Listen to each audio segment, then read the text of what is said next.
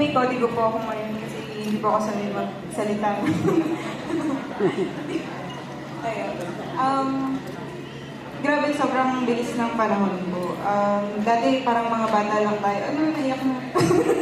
Tapos, parang mga bata lang tayo nun ate. Tapos ngayon nandito tayo sa kasal mo. FYI lang po, si Ate Shanine po yung pinakaunang apo ng family side po namin. Tapos, ayun po. Kung hindi niyo po naitatanong, matagal na pong panahon nung huli kaming nagkita. At si Kuya Paul po, kahapon ko lang din na-meet. Pero I'm honored po na ako yung naging maid of honor po. Naalala ko nung nasa Saudi po si Ate Shanine.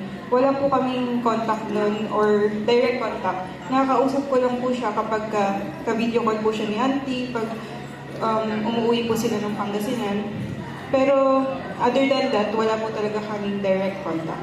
Pero hindi ko po makakalimutan. Yung one time nang minessage mo ako ate, tapos sabi mo sa akin na meron kang ipapadalang may ipapadala kang damit for me. I was not asking her for anything po, pero naalala niya po ako. She was my ate back then, and she is still until now po. Para sa iba po siguro, maliit na bagay po yun.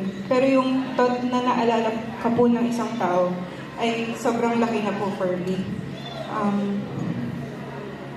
Doon ko po nasabi na si Ate Shanine yung tao na pinahahalagahan niya yung bawat relasyon na meron po siya.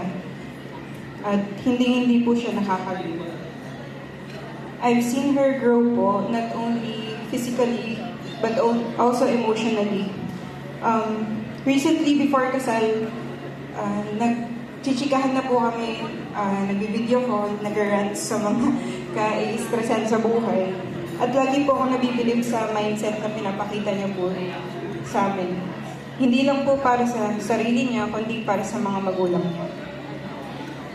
Alam mo ate, nung nalaman ko na may nanliligaw na sa'yo, I felt nothing but genuine happiness po. At laging nakikwento na sobrang bait po ni Kuya Paul. Kahit hindi ko pa siya namimit, sobrang saya ko lang for you. You were, then nag-post ka na ng engagement ring mo one day. Tapos ito na tayo sa kasal mo ngayon. You were blessed with a man na hindi lang faithful sa'yo, kundi faithful din sa Diyos at sa family mo. Napaka-rare po niyan ngayon po, no, na makahanap ka na isang lalaki ng ganyan. Nakahanap ka na ng magpapakalma sa'yo, sa mga panahong nanggagalaiti ka na at gustong-gusto mo naman.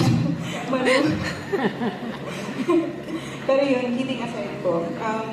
Watching her marry Kuya Paul po, the person she's chosen to spend her life with, brings a sense to everything po. And it reminds me of God's incredible faithfulness at kung paano niya pinagtatagpo ang dalawang tao in His perfect timing. Sobrang proud ako sa'yo, ate, of the woman you've become today. And to Kuya Paul, sobrang grateful po kami na andyan ka po. Ikaw yung nandyan sa tabi niya ngayon. Welcome to the family, Kuya. And we're all excited to see that all that God has in store for the both of you po. To Kuya Paul and Ate Shanine. Cheers!